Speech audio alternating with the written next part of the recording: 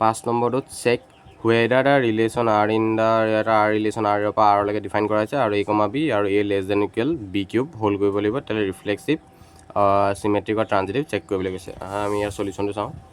সলিউশ্যনটোত চোৱা আমাক যিটোৰ পৰা ছেটৰ পৰা ৰিলেশ্যনটো বনাইছে সেই ছেটটো ধৰি লৈছোঁ আমাক ছেট অফ ৰিয়েল নাম্বাৰ দিয়া আছে আৰু আৰ ৰিলেশ্যনটো সদায় লিখি লৈছোঁ তেতিয়া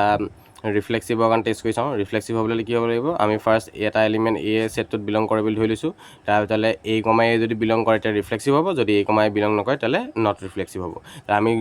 দেখা পাইছোঁ যে a, a does not belongs to আৰু for all a belongs to set a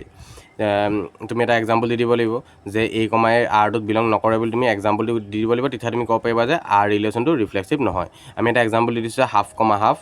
আৰত বিলং নকৰে কাৰণ কেলৈ হাফ, হাফ আৰত বিলং কৰিবলৈ হ'লে কি হ'ব লাগিব half less than equal half cube হ'ব লাগিব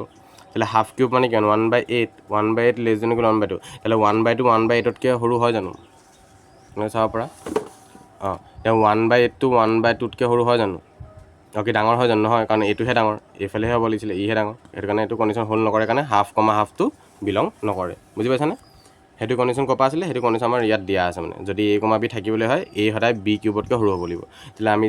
দেখা পাইছোঁ যে হাফটো কেতিয়াও হাফ কিউবতকৈ সৰু নহয় সৰু বা সমান নহয় আৰ ইজ নট ৰিফ্লেক্সিভ সেইটো কাৰণে হৈ গ'ল চিমেট্ৰিকৰ কাৰণে চাওঁ চিমেট্ৰিকৰ কাৰণে ধৰি লৈছোঁ দুটা এলিমেণ্ট a ছেটত বিলং কৰে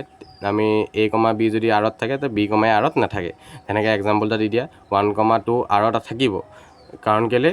1 লেছ দেন ইকুৱেল 2 কিউব হ'ব 1, 2 থাকিব মানে তোমালোকে চেক কৰি চাব পৰা 1, 2 থাকিব 1, 2 থাকিব কাৰণ 1, 2 থাকিব মানে কেনেকৈ গম পাবা 1 লেছ দেন ইকুৱেল 2 কিউব হ'ব লাগিব হ'ব কাৰণ 1টো 8তকৈ সৰুৱে হয় থাকিব খালি 2, 1 নাথাকে 1, 2 থাকিব খালি 2, 1 নাথাকে কাৰণ কেলৈ 2 কাৰণ 2 লেছ দেন ইকুৱেল 1 কিউব নহয় কাৰণ 2 সদায় 1তকৈ ডাঙৰ হয় সেইটো হোল্ড নকৰে হয়নে তেতিয়াহ'লে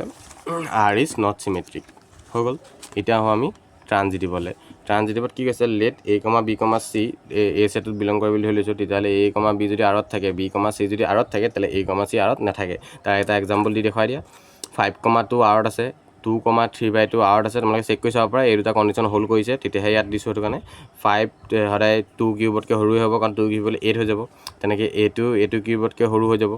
তেতিয়াহ'লে খালি 5, 3/2টো আৰত নাথাকে তোমালোকে চেক কৰি চাব পৰা 5,3/2